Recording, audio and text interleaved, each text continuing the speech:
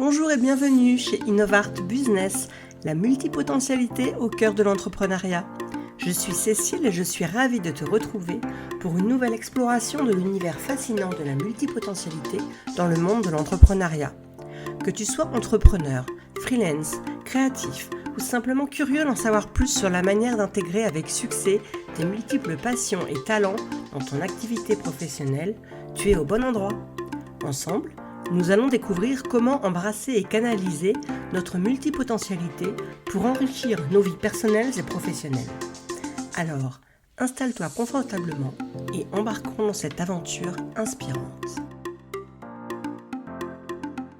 Bonjour et bienvenue à tous dans cette nouvelle série de podcasts que je vais co-animer avec Valérie Crevel, fondatrice de Zoone, psychocoach spécialisée en neuroatypie.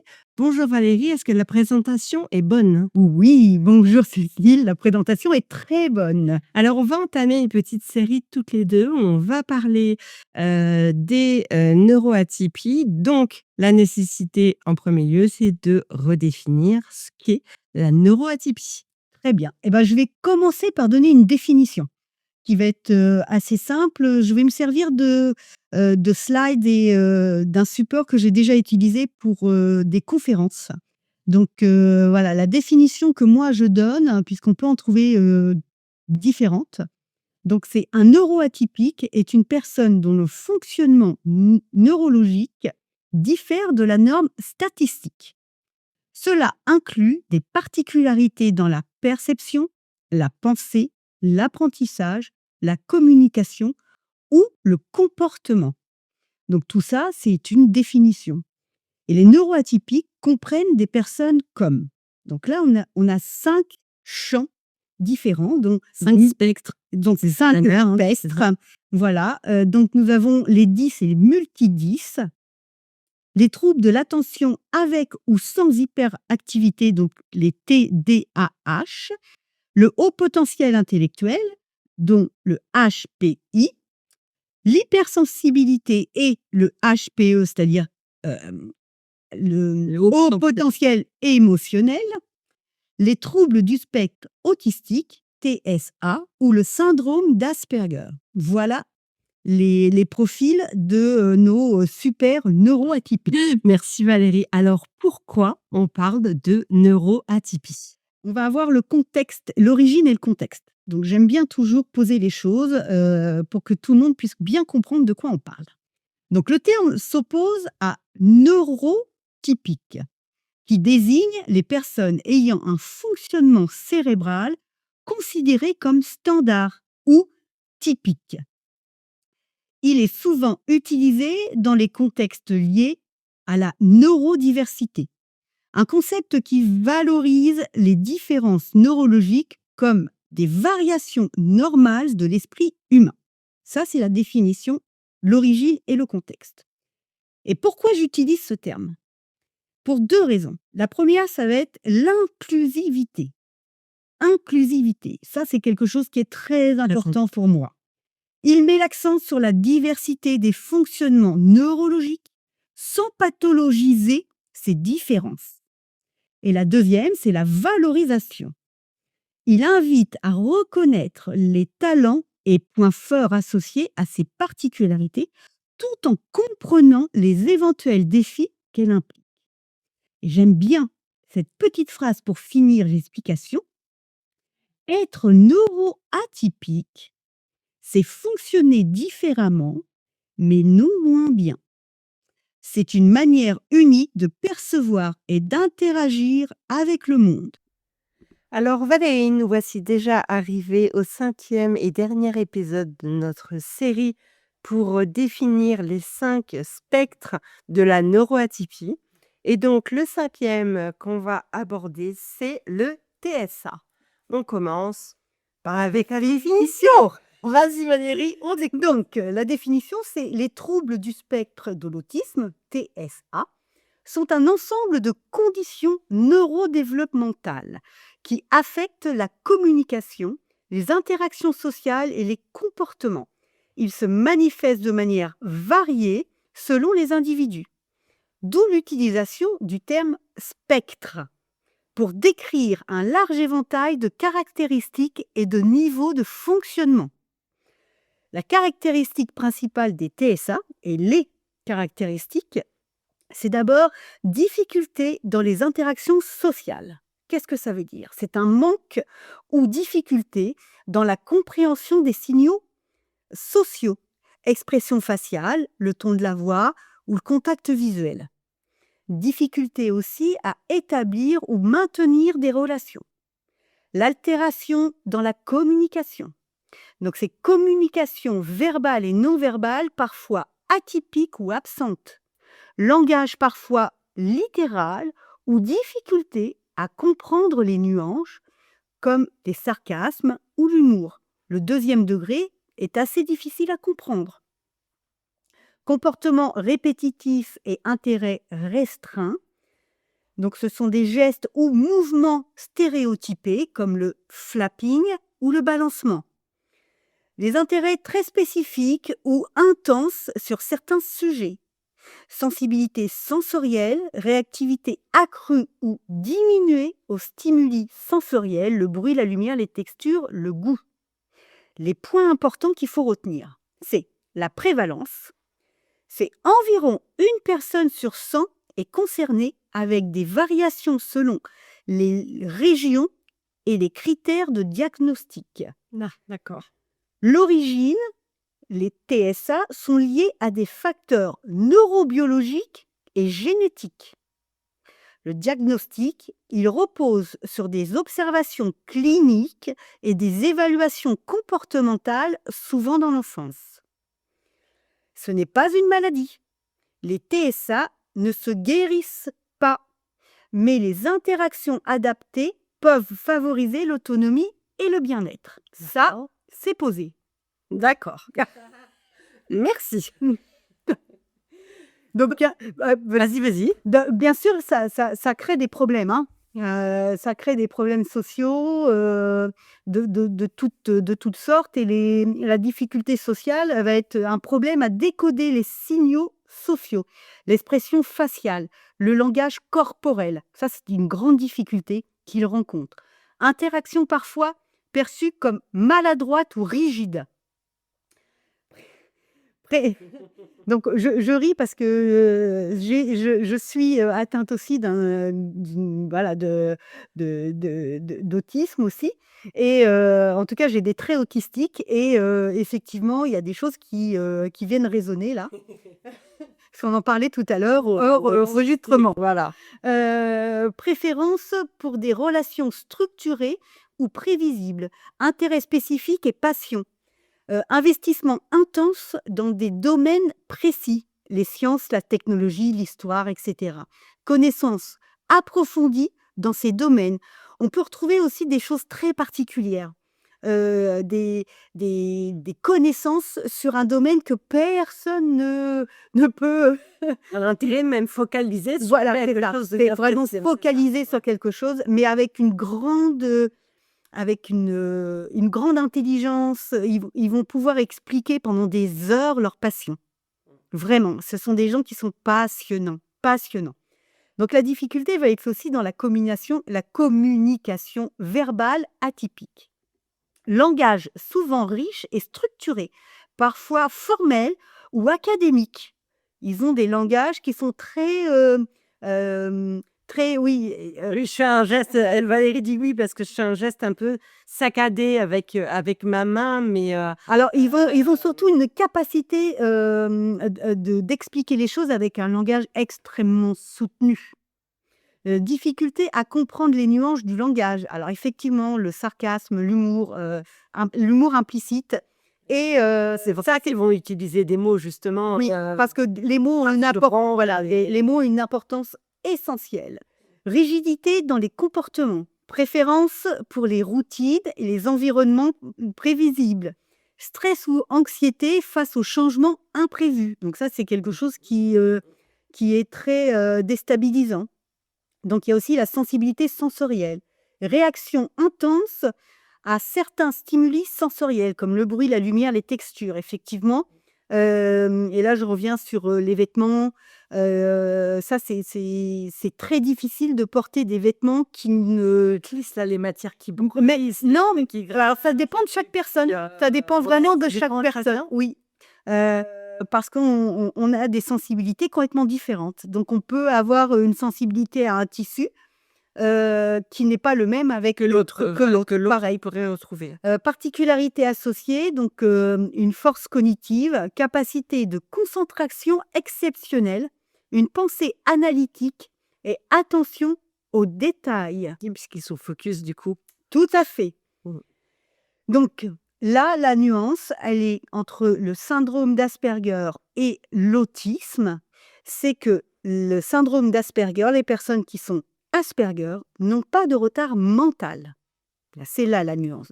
Le syndrome d'Asperger est souvent associé à un QI moyen ou supérieur à la moyenne. D'accord. Le diagnostic différencié.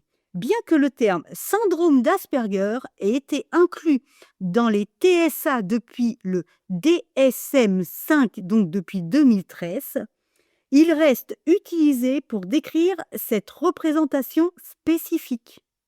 D'accord. Donc il y a quand même 2 champs un peu différents.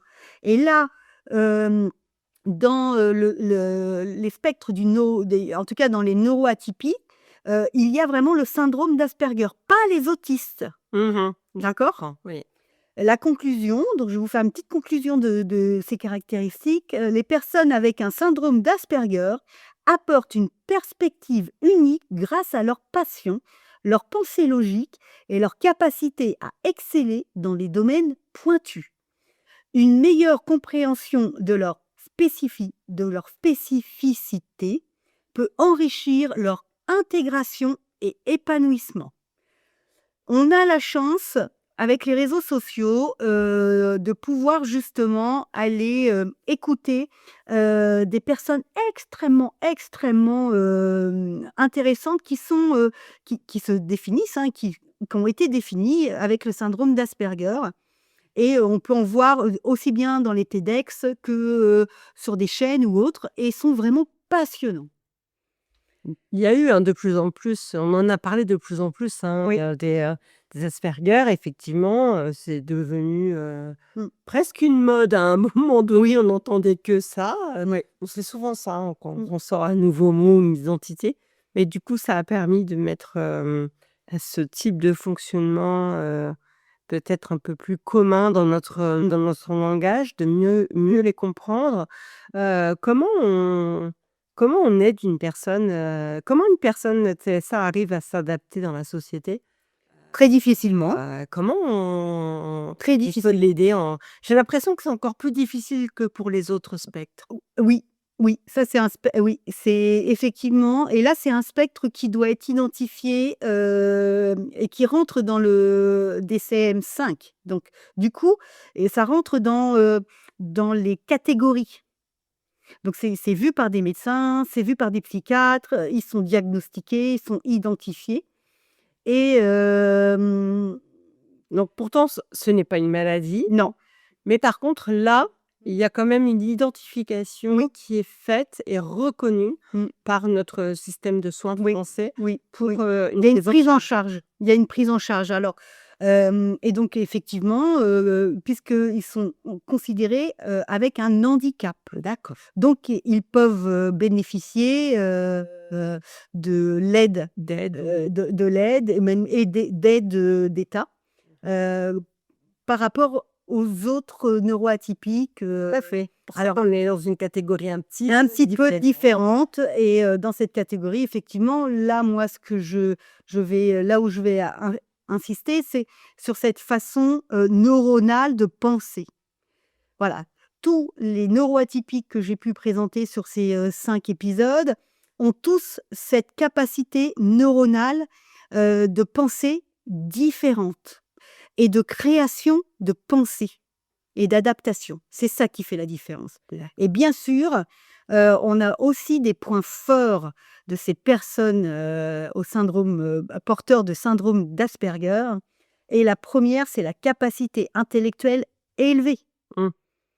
Là, c'est indéniable que, ils ont une concentration exceptionnelle, faculté à se concentrer profondément sur des sujets d'intérêt. Bien sûr, il faut que ça les intéresse, ça veut le dire. Si ça ne les intéresse pas, de toute manière, voilà, ça leur passera au-dessus de la tête. Voilà, c'est compliqué quand tu élèves un enfant qui a, des similitudes ou, après on peut en revenir un petit peu, au HP et cetera aussi, mais dans tous les cas, quand on parle des adultes, c'est une chose, de se comprendre, mais quand on parle des enfants ou de nos enfants, je crois qu'aujourd'hui, c'est important de bien comprendre tout ça pour les aider à être guides parce qu'ils Mmh. peuvent pas s'adapter, Mmh. au mode éducatif qui est en Non. place actuellement Non, ça c'est et pas possible. et on leur demande Oui, de s'adapter oui, et en tant que parent, on s'arrache les cheveux. Tout le monde est malheureux, en fait. complètement. L'enfant, le parent, probablement le prof ou l'instit qui sait pas, quoi faire et du coup, on en revient à ce qu'on disait souvent de l'échec scolaire ou une voie de garage Mmh. lorsqu'on a avec toutes ces personnes, de telles possibilités, une telle richesse, c'est dommage quand même. Et du coup, je vais revenir aux capacités intellectuelles. Donc, il y a aussi ils ont une capacité de mémoire remarquable. Capacité à revenir, à retenir et à rappeler des détails avec précision, souvent dans les domaines spécifiques. Logique de pensée analytique, compétence à résoudre des problèmes complexes et à identifier des solutions innovantes. Aujourd'hui, ces personnes-là commencent à être recherchées par beaucoup de grosses entreprises pour leur capacité à, à penser autrement, justement. Mmh. Ils ont aussi une expertise dans les domaines spécifiques. Effectivement, ce sont des experts, mais vraiment des experts. Passion approfondie, investissement intense et connaissance approfondie de leur centre d'intérêt. Ils ne se contentent pas de juste aimer ce qui leur passion. Hein. Non, non, ils vont Connaissent toutes les petites lignes. tout, tout, tout. Ils peuvent Sont tout. incapables. Ouais, ils sont incollables sur le sujet. Spécialisation professionnelle, capacité à exceller dans des métiers techniques, scientifiques ou artistiques grâce à leur expertise. Ils ont aussi, pardon, authenticité et intégrité, honnêteté naturelle, tendance à être direct et sincère, ce qui des fois est très problématique, souvent perçu comme une qualité dans les relations personnelles et professionnelles. Un engagement, investissement total dans les tâches ou projets qui les passionnent. Ils ont aussi une attention aux détails, précision, capacité à repérer des erreurs ou des anomalies que d'autres pourraient manquer. Perfectionnisme productif, souci du détail qui peut être un atout dans des projets nécessitant rigueur et exactitude. La créativité et l'originalité, bien sûr. Perspective unique, vision différente et originale qui peut conduire à des idées innovantes. Expression artistique. Certains Asperger développent des talents dans des arts visuels, la musique ou l'écriture. Loyauté et fiabilité. La relation sincère, fidélité et dévouement envers les personnes de confiance. Et là, j'insiste bien. De confiance, et oui. Responsabilité, respect des engagements et des règles, souvent avec rigueur. Sensibilité et empathie profonde, parfois non conventionnelle.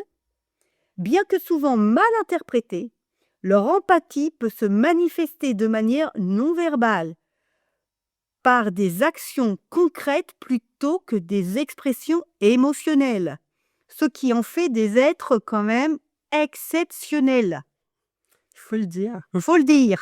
Merci. Donc en fait, je sais pas moi, je suis chef d'entreprise, j'embauche un neuroatypique ou que des neuroatypiques en fait. Mais il faut adapter. Il faut adapter, voilà. Parce que rends compte que tu as quelqu'un qui va être hyper focus sur une tâche, Oui.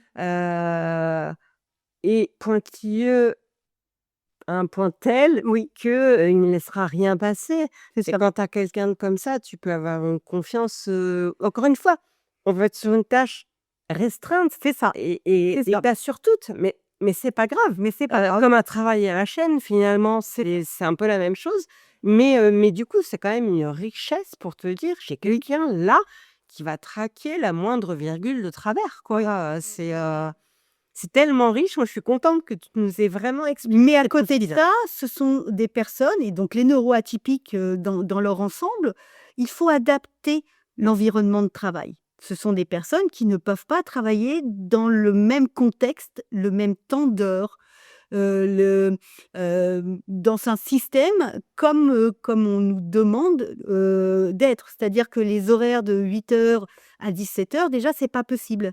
Parce que nous sommes tous différents, mais on a une façon aussi de travailler différemment. Et tout est comme ça. C'est-à-dire que, moi je peux donner mon exemple, je suis multitâche. C'est-à-dire que dans ma journée, si je fais pas plusieurs choses différentes, je suis pas bien. Mmh. Voilà, et j'ai besoin de mes routines, j'ai besoin, d'avoir plein de choses différentes et donc si j'ai ça, je vais pouvoir continuer. Mais si on me demande de faire toujours la même chose, c'est-à-dire un 35 heures, par semaine sur quelque chose qui n'a pas de sens pour moi, je ne pourrai jamais le faire et je ne peux pas le faire et je n'ai pas pu le faire parce que j'ai essayé, j'en ai fait un burn-out. Bah, moi aussi. Voilà. Bienvenue dans mon monde. J'ai mis du temps parce que on va en parler dans des épisodes, Mmh. plus tard, mais moi, le corps, s'est manifesté avant la tête, parce que j'ai été tout le temps dans une suradaptation, mais depuis, toujours, puisque je n'avais pas conscience vraiment de comment je fonctionnais. Donc je me suis juste dit que je n'étais pas «normale» entre guillemets, hein, je n'étais pas comme les autres en tout Mmh. cas, et donc c'était moi le problème, avant encore une fois de comprendre que je n'étais pas, à la bonne place.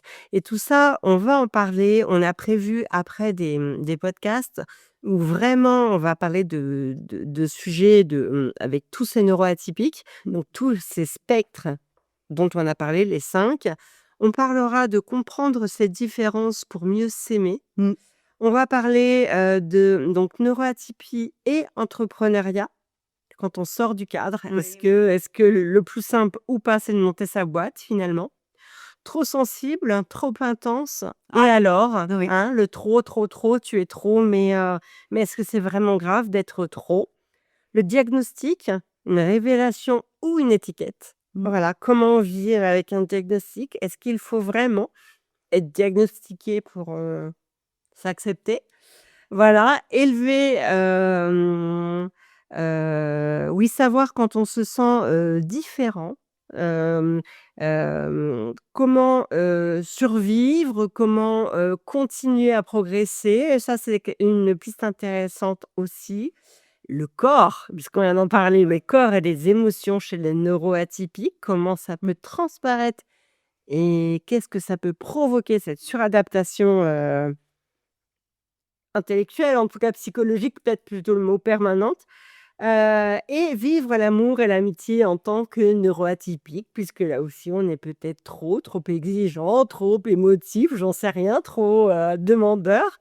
Ce sont 7 points, pour l'instant qu'on a envie de partager avec vous et sur lesquels vous pouvez nous poser des questions. On va en parler sur les réseaux sociaux, mais je crois que Valérie, tu es aussi ouverte à d'autres questions et à d'autres Tout à fait, points à tout à fait. Je rapporter. peux aborder, d'autres sujets, Donc n'hésitez pas à contacter ou Valérie ou moi-même, en fait, pour nous proposer des sujets qu'on peut travailler et développer.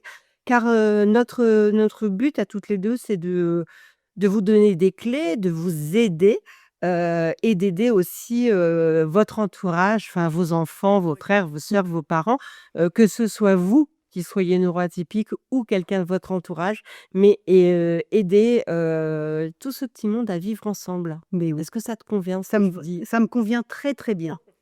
Et là, est-ce que tu as un petit mot pour terminer? Alors, oui, j'ai un petit mot, merci beaucoup Cécile, Ouais. j'ai beaucoup apprécié, Donc là, pour tout vous dire et pour être transparente, on a enregistré les 5 podcasts à la suite. Oui, les 5 Voilà, les 5 spectres.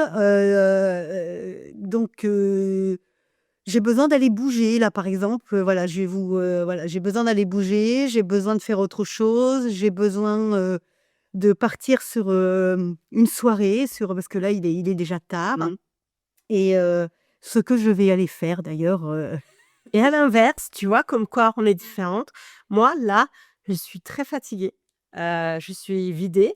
Et moi, là, j'ai besoin de me retrouver seule et de m'allonger. Ah oui. Alors que moi, là, je pense que je vais aller danser, par exemple. Là. Non, mais c'est génial. Oui. C'est pour te montrer. Alors après, on a nos vies, nos santé, nos machins, Mmh. nos trucs. Mais voilà, moi, là, typiquement, j'ai été nourrie. En plus, j'apprends des choses. J'adore échanger avec toi et j'adore échanger en général. Mais comme je donne tout, ça me fatigue.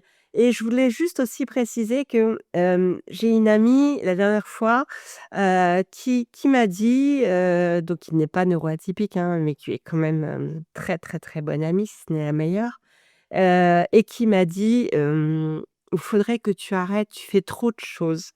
Et tu fais trop de choses, donc tu es fatiguée.